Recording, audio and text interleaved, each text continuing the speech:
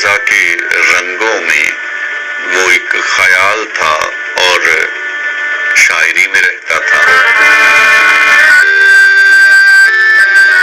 یوں تو زندگی میں بہت سارے خیالات آتے ہیں، بہت سارے لوگ ملتے ہیں، اور ہر انسان سے ملنے والی ملاقات ہمارے کسی نہ کسی خواب، کسی نہ کسی خیال میں ضرور رہ جاتی ہے۔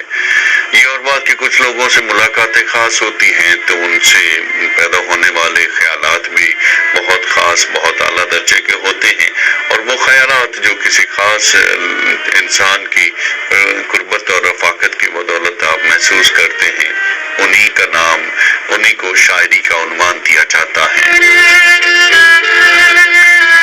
جس طرح وقت گزر رہا ہوا وقت واپس نہیں آتا، بالکل اسی طرح سے ہمارے ذہن و دل سے میں آنے والا کوئی ایک خیال، خواہ وہ کتنی ہی طویل عمر تک کیوں نہ رہے، مستقل نہیں رہتا، اور جب ایک خیال ایک بار گزر جاتا ہے تو پھر اس کو آپ دوبارہ بلانے کی کوشش کریں تو بالکل ویسے نہیں آ پاتا۔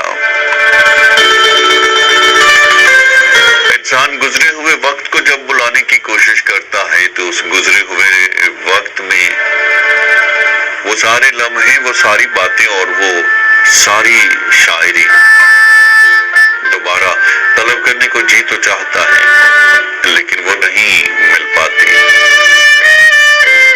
کہ وہ خیال جو کسی لمحے میں آپ کے زندگی میں آپ کو آتا ہے، ضروری تو نہیں تھا کہ مستقل رہ جاتا۔ جب مستقل کچھ بھی نہیں تو پھر یقیناً زندگی میں آنا جانا تو لگا رہے گا۔ جو ہم خیالوں میں کبھی کسی کو بلاتے ہیں، کبھی کسی کو تحریر کرتے ہیں، تو کبھی کسی گزرے ہوئے لمحے کو خیال میں لا کر کسی کو بلانے کی ناکام جستجو ہو رہی ہوتی ہے۔ کہ کبھی یوں بھی آ میرے خواب میں، کبھی یوں بھی آ میری آنکھ میں، کہ میری نظر کو خبر نہ ہو، مجھے ایک رات نواز دے مگر اس کے بعد سحر نہ ہو۔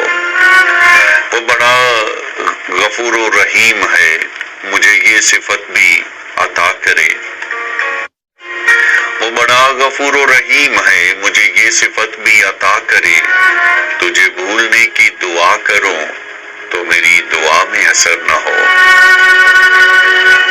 تجھے بھولنے کی دعا کروں تو میری دعا میں اثر نہ ہو۔ کبھی یوں بھی آ میری آنکھ میں، کہ میری نظر کو خبر نہ